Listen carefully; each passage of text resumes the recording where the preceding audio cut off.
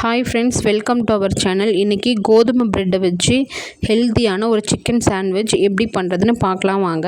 அதுக்கு நான் 4 piece bread எடுத்திருக்கேன். இப்போ உள்ள ஸ்டஃபிங்காக பாயில்டு சிக்கன் 100 கிராம் எடுத்திருக்கேன். வெங்காயம் 1, தக்காளி 1, ஒரு பச்சை மிளகாய் காரத்துக்கு ஏற்ற மாதிரி நீங்கள் எடுத்துக்கோங்க. கறிவேப்பிலை தழை கொஞ்சம், கொத்தமல்லி தழை கொஞ்சம் எடுத்திருக்கேன்.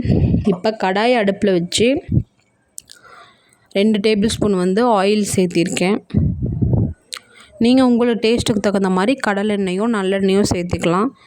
நான் சன்ஃப்ளவர் ஆயில் தான் சேர்த்திருக்கேன். இப்போ எண்ணெய் காஞ்சதும் ஒரு 1/2 டீஸ்பூன் சீரகம் நான் சேர்த்திருக்கேன். சீரகம் நல்லா பொரிஞ்சதும் வெட்டி வச்சுருக்கிற பச்சை மிளகாய் சேர்த்திருக்கேன்.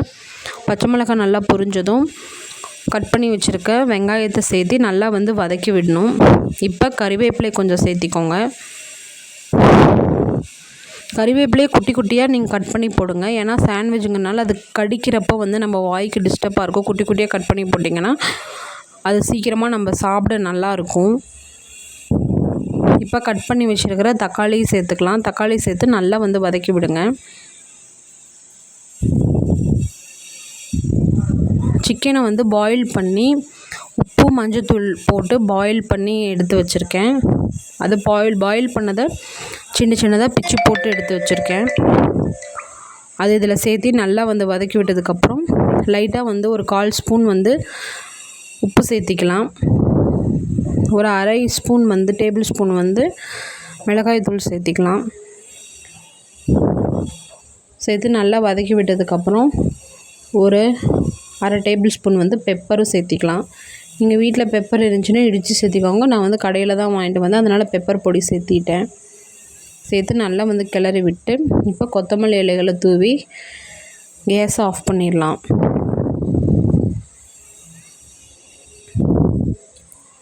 இப்போ தோசைக்கல் அடுப்பில் வச்சு தோசைக்கல் காஞ்சதும்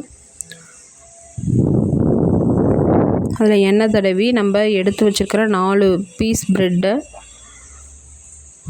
தோசை தவாவில் நல்லா டோஸ்ட் பண்ணி எடுத்துக்கலாம்.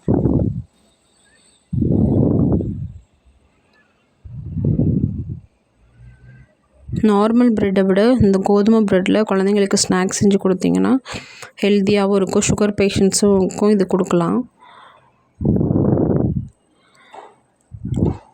இப்போ 4 ப்ரெட்டையும் டோஸ்ட் பண்ணி அதுக்குள்ளே நம்ம சிக்கனை ஸ்டஃப் பண்ண போகிறோம். பாருங்கள், இந்த மாதிரி ஒரு கரண்டி சிக்கன் எடுத்து இது மாதிரி ஸ்டஃப் பண்ணி மேலே இன்னொரு பீஸ் ப்ரெட் எடுத்து மேலே வச்சு நல்லா அழுத்தி திருப்பி போட்டு வேறு ஒரு பிளேட்டுக்கு மாற்றி எடுத்துக்கலாம். அதே மாதிரி இன்னொரு செட்டு ப்ரெட்டையும் அதே மாதிரி சிக்கன் ஸ்டஃப் பண்ணி எடுத்து வச்சுக்கலாம். இப்போ வேறு பிளேட்டுக்கு மாற்றிடலாம். இதை இப்போ உங்களுக்கு பிடிச்சமான ஷேப்பில் கட் பண்ணி வேறு பிளேட்டில் சர்வ் பண்ணிக்கலாம். பிடிச்ச மாதிரி டெக்கரேட் பண்ணிக்கோங்க. நான் இந்த டெக்கரேஷனுக்கு ஒன்றும் இல்லாதனால சிம்பிளாக பண்ணிவிட்டேன். தக்காளி வெங்காயம் மட்டும் வச்சுட்டேன். நீங்களும் செஞ்சு பார்த்துட்டு எப்படி இருக்குன்னு சொல்லுங்கள். Thank you friends.